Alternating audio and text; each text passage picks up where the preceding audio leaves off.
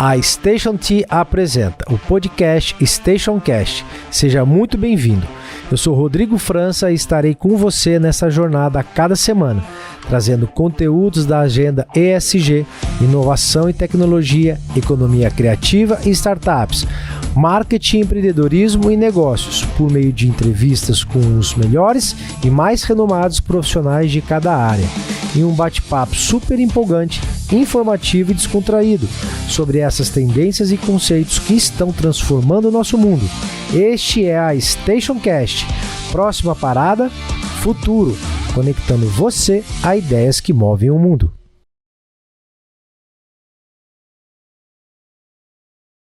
Olá, seja muito bem-vindo a mais um episódio da Station Cast. E, como é de praxe, não deixe de fazer o CCIS. Curta, compartilhe, se inscreva e nos siga. A Station Cast, ela segue na plataforma do YouTube e do Spotify. Lembrando que no Spotify ela vai na íntegra e no YouTube os nossos podcasts eles são fracionados em 4 capítulos, tá bom? E segue lá, stationt.co no Instagram, que é realmente a grande plataforma. E como é um hábito nosso e padrão da Station Cast, a gente sempre traz profissionais do mais alto gabarito, né? Profissionais que realmente sabem e entendem e têm experiência nos mais variados assuntos que estão movendo aí a nossa forma de pensar, de ver como o mundo é, como o mundo vai ficar e principalmente provocando a nossa mente para tal do mindset. Então hoje um assunto é muito bacana, eu estou aqui com Ederaldo Godoy, um grande amigo, vou apresentar ele, mas o assunto ele vai girar em torno de como as energias renováveis podem ser o fiel da balança para o futuro sustentável do planeta. Afinal, muito se fala das mudanças climáticas, então nada melhor do que a gente conversar com um doutor no assunto de energias renováveis. E estou aqui hoje com o Ederaldo Godoy. Seja bem-vindo ao Station Cast, Ederaldo. O Ederaldo trabalha com energias renováveis, com ênfase em tecnologia de biogás, biometano e hidrogênio verde. É professor da Universidade de Taubaté e pesquisador do CNPq. O foco dele hoje está nas transações energéticas como biocombustíveis para a promoção da descarbonização global. Seja bem-vindo, Ederaldo. É um prazerzaço ter você aqui. E a apresentação é essa mesmo. Eu sei que você tem um currículo Lattes gigantesco. Ficaria aqui só um podcast para falar do seu currículo. Mas se você quiser fazer algum complemento, é um prazer ter você aqui, viu, meu amigo? Bom, Rodrigo, eu que agradeço. É um prazer estar aqui, né? Então, eu trabalho com energias renováveis já faz um grande tempo. Sou engenheiro mecânico, sou mestre em ciências ambientais e doutor em energia. E agora eu tenho alguns pós-doutorados aí em biotecnologia, em combustão, mas não vem ao caso. Bom, vamos falar um pouco então da descarbonização global. Tá? Os países, de forma geral, para conter o efeito estufa, o aquecimento global, estão trabalhando aí uma ação conjunta na descarbonização global. Que é uma palavra que está em alta, né? Exatamente. É o mantra do mundo, né? E para se promover a descarbonização global, a principal fonte de aquecimento do planeta é a energia que a gente gasta. E principalmente a energia fóssil. Tá? Então, o Brasil e o restante do mundo vive a transição energética. O que é a transição energética? É você tentar sair de uma matriz quase que 100% fóssil, uma matriz energética quase que 100% fóssil, e migrar para uma blenda, para uma matriz mais sustentável. Que a gente pode falar que são as energias renováveis? As energias renováveis. Muito bacana. É impossível hoje, com a tecnologia que a gente tem, a gente ficar livre do petróleo. Sim. Tá? Daí fala, mas o Brasil pode produzir energia hidrelétrica, pode produzir biometano, bioetanol, biodiesel. Porém, a gente necessita, é fundamental que exista petróleo para quê? Para produzir essa tinta que está aqui, esse plástico daqui, nosso celular e tudo mais. Então, nós somos 100% dependente do petróleo. Se a gente não tivesse o petróleo, nosso carro ia ser do quê? De madeira, aço, ia ser complicadíssimo.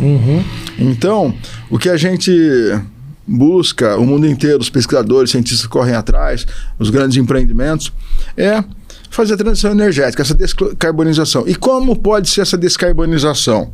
Bom, o governo brasileiro, por meio da ANP, por meio da nova lei do gás e outras resoluções, o que fez? Bom, primeiro começou com pró-álcool, né? Depois começou a injetar bioetanol, o álcool, na gasolina. Tá? Hoje, na mistura de gasolina, tem 27,5% de bioetanol. Daí tem o pró-biodiesel. O diesel dos veículos brasileiros de transporte pesado estão usando o quê? O diesel, o B7, o B12. O que significa isso? Significa que, quando a gente fala diesel B12, é que 12% dele é biodiesel. Tá? Biodiesel, ele é obtido do quê? De fontes renováveis. Quais fontes renováveis?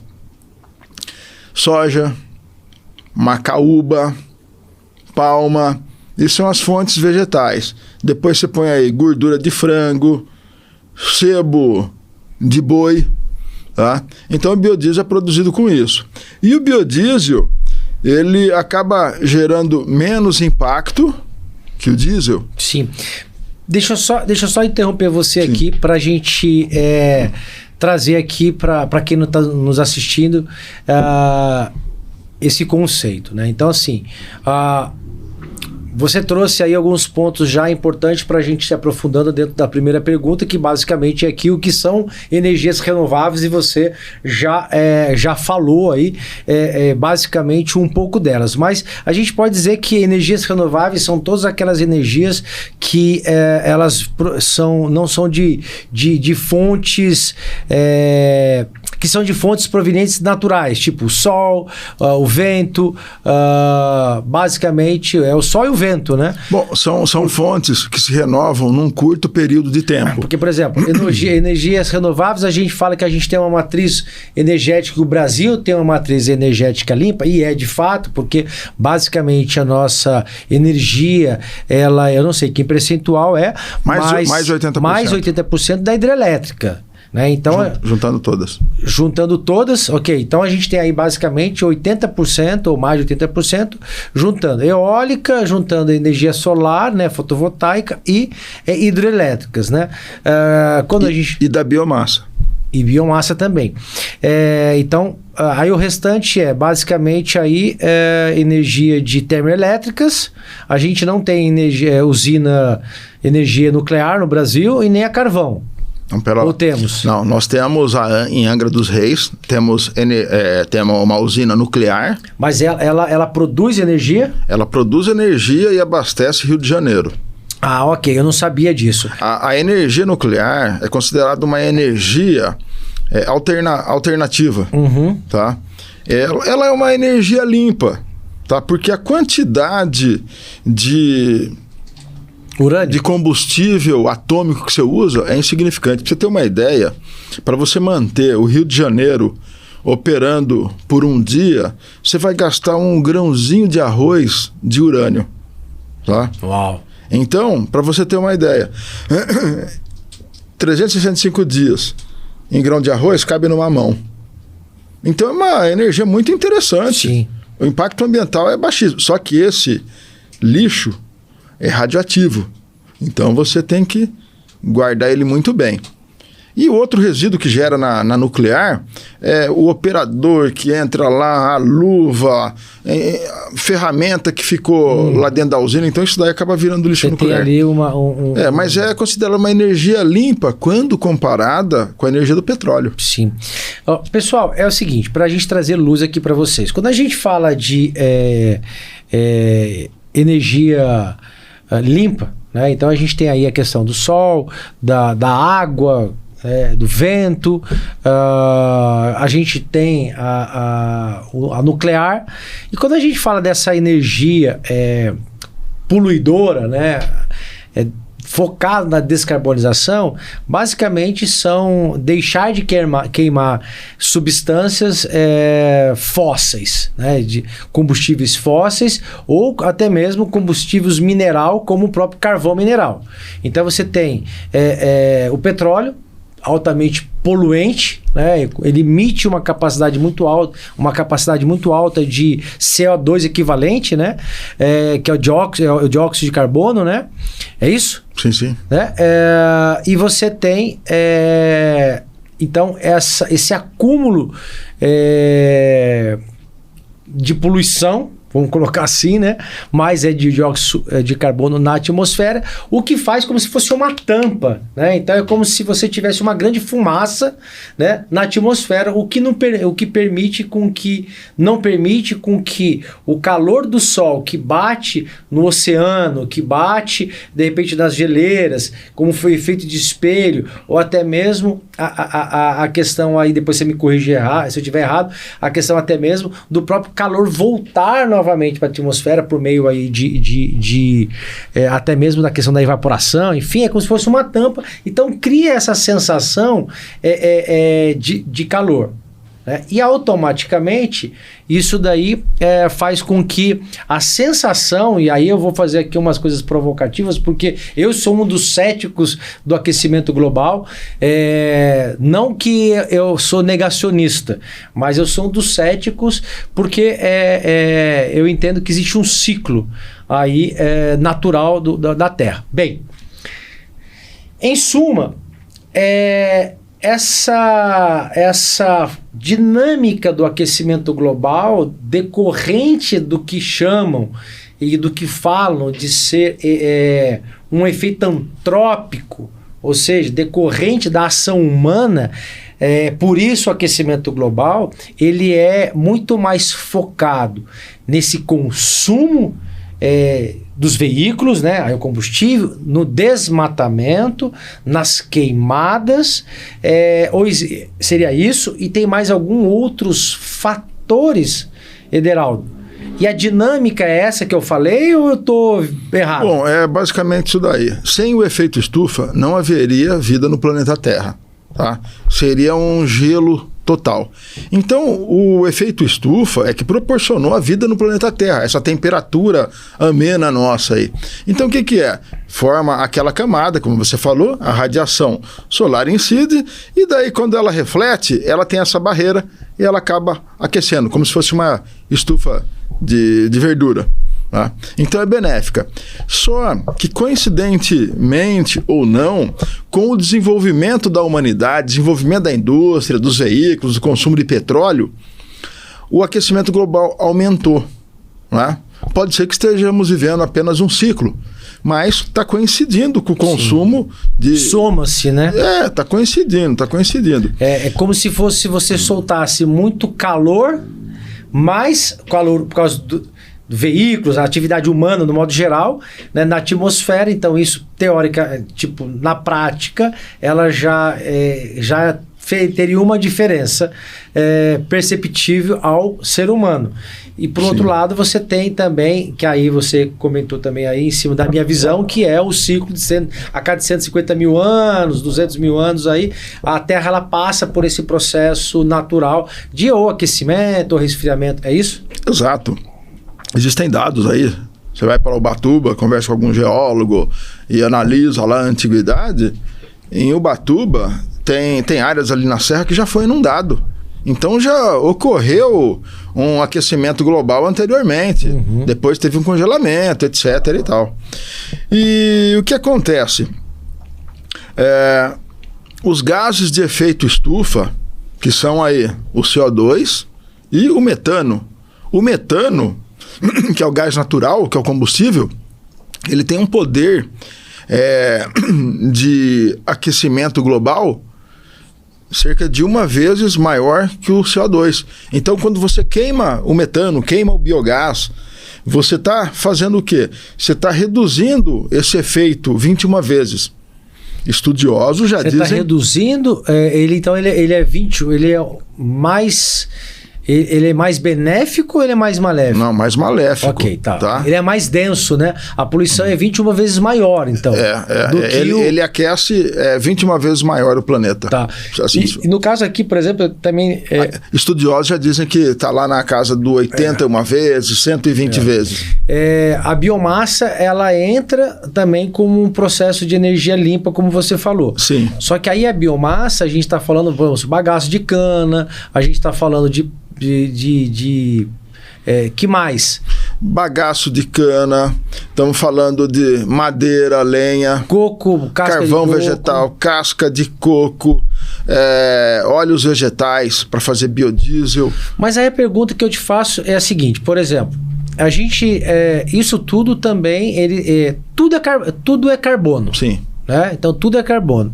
Então tudo que se queima você emite carbono armazenado na atmosfera. E aí essa biomassa, ela sendo queimada, é o mesmo que de repente uma queimada, seria o mesmo princípio de uma queimada de uma mata, de uma floresta. Então, ou não? Só que bem reduzido quando comparado com a queima dos combustíveis fósseis? Dos hidrocarbonetos, sim, dos combustíveis fósseis. Tá. E outra, esse carbono se renova. Por quê?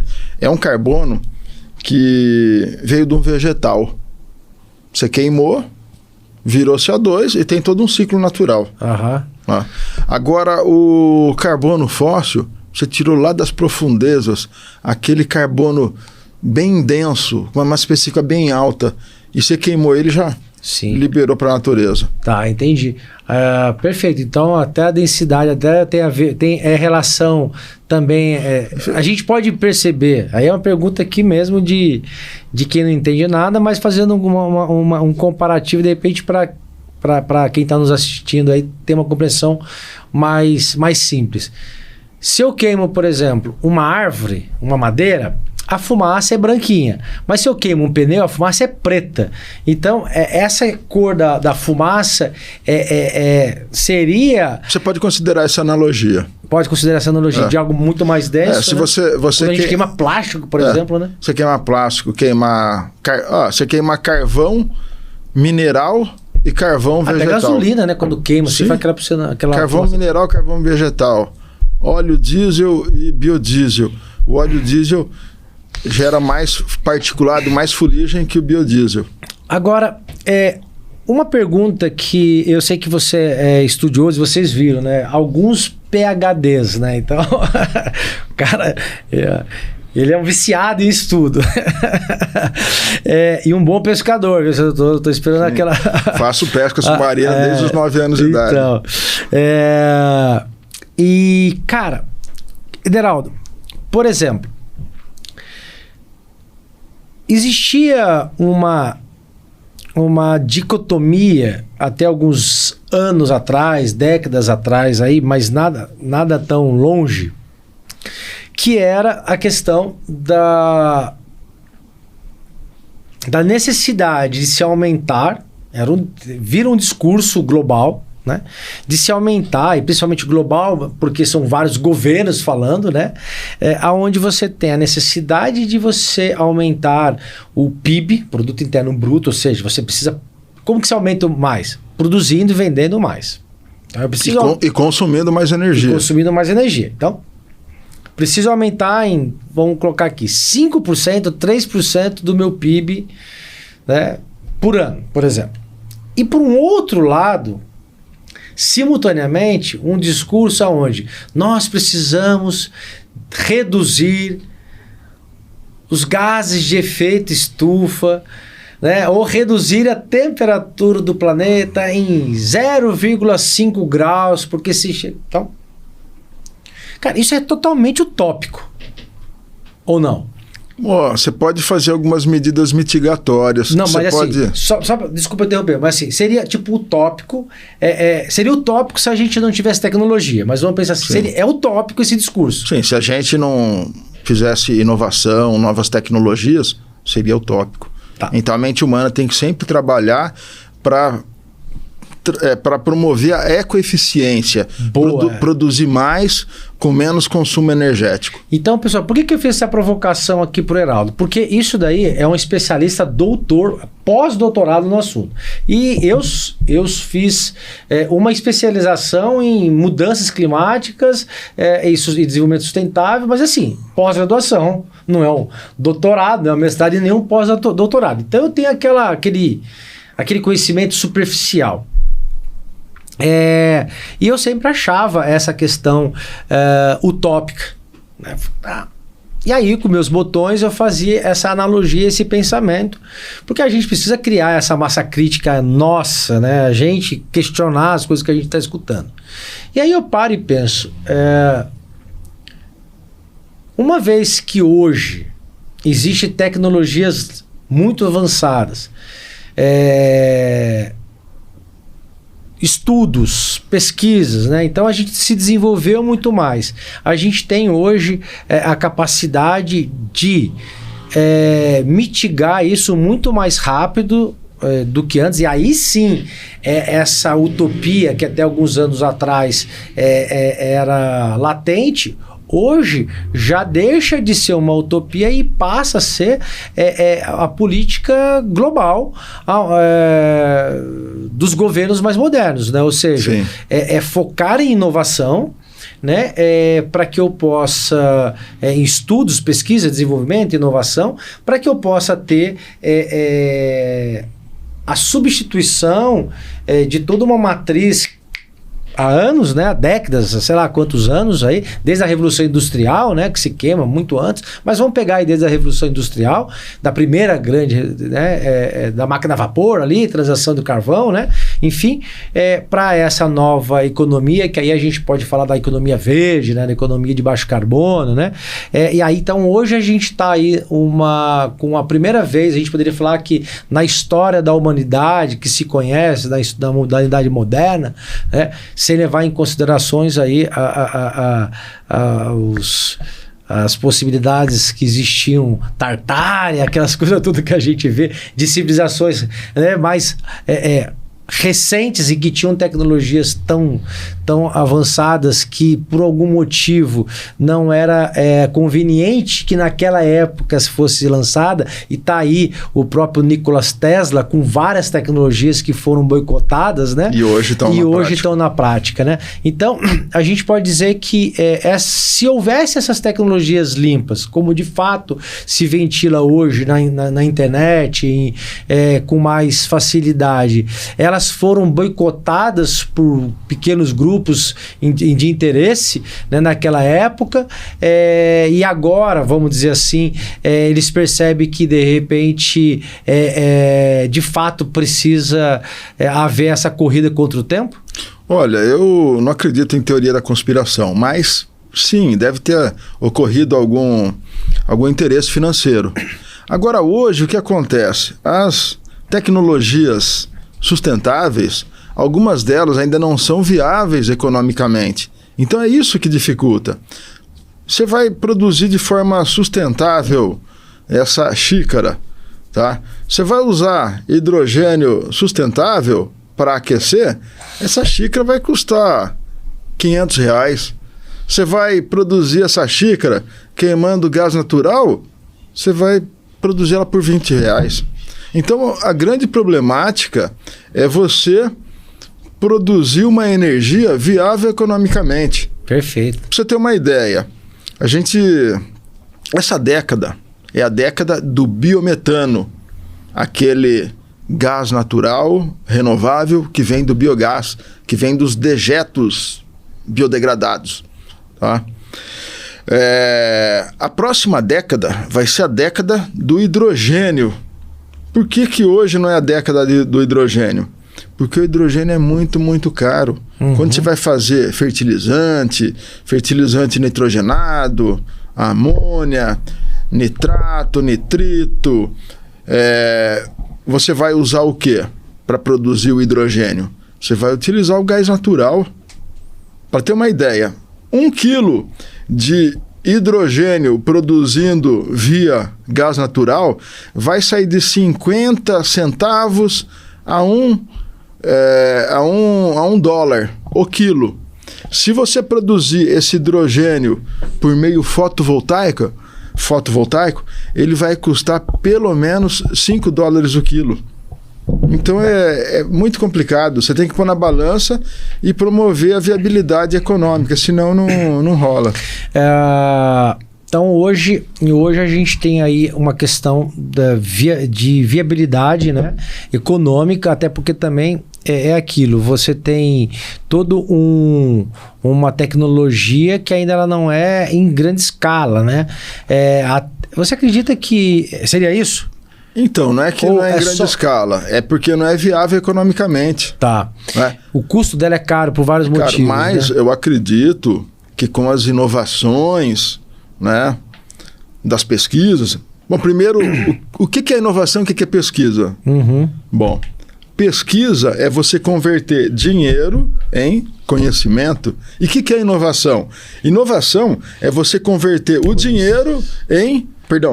converter o conhecimento em dinheiro. Né? Então, à medida que o homem vai desenvolvendo a pesquisa, o conhecimento, ele vai estar apto a desenvolver a inovação. Então, eu acredito que na próxima década vai ser a era do hidrogênio. E espero que você tenha gostado. Não deixe de nos seguir no Instagram, na stationt.co, de se inscrever aí no YouTube, Stationcast, e no Spotify, que vai sempre na íntegra todos os episódios da Stationcast. Ideias e provocações que estão mudando o mundo para despertar realmente aí o mindset que todo mundo busca em você. Obrigado, Heraldo. Até o próximo episódio, se Deus quiser. E com isso chegamos ao fim de mais um episódio da Stationcast. Se você gostou, curta e compartilhe nas redes sociais para que outras pessoas possam também juntar-se à nossa comunidade.